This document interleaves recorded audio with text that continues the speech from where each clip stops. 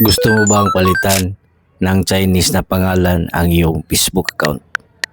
So halika, turuan kita kung paano ito palitan para maging Chinese name na din ang iyong Facebook account. Tara, let's go. Okay, buksan mo lang ang iyong Facebook account.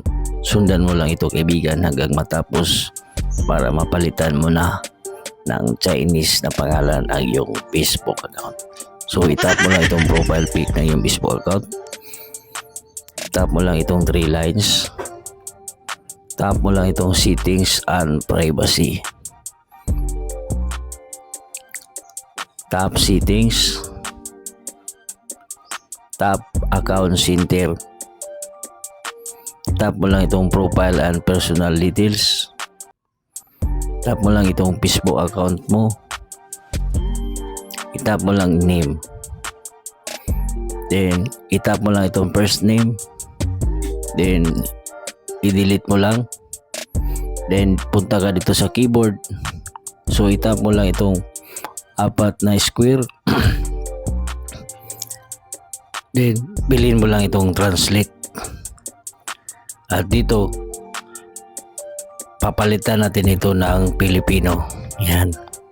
Then dito papalitan natin ito ng hanap tayo dito ng Chinese. Okay? So papalitan natin ito ng Chinese. Ito Chinese. Yan.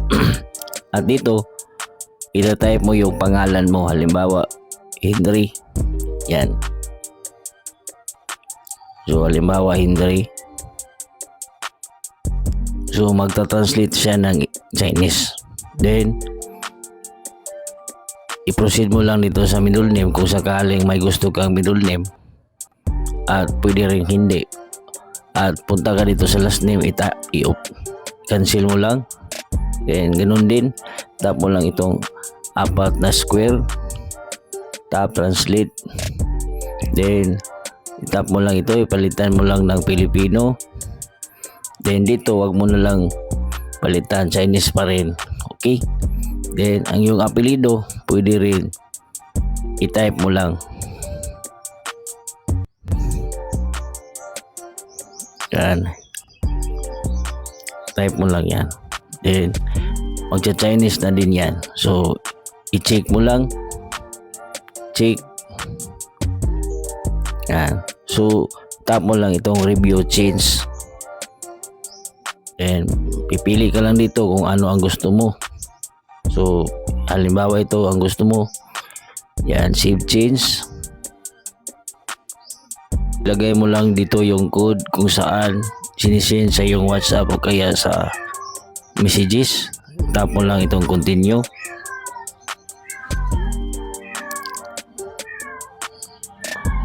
So tingnan natin kung napalitan ba ng Chinese name ang ating pangalan.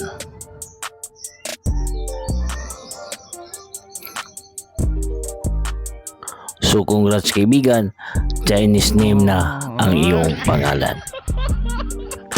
At kung nagustuhan mo naman ang iyong Chinese na pangalan sa Facebook, at kung gusto mo pa ng marami pang kaalaman ang matutunan, i-follow at i-share mo ito. Salamat.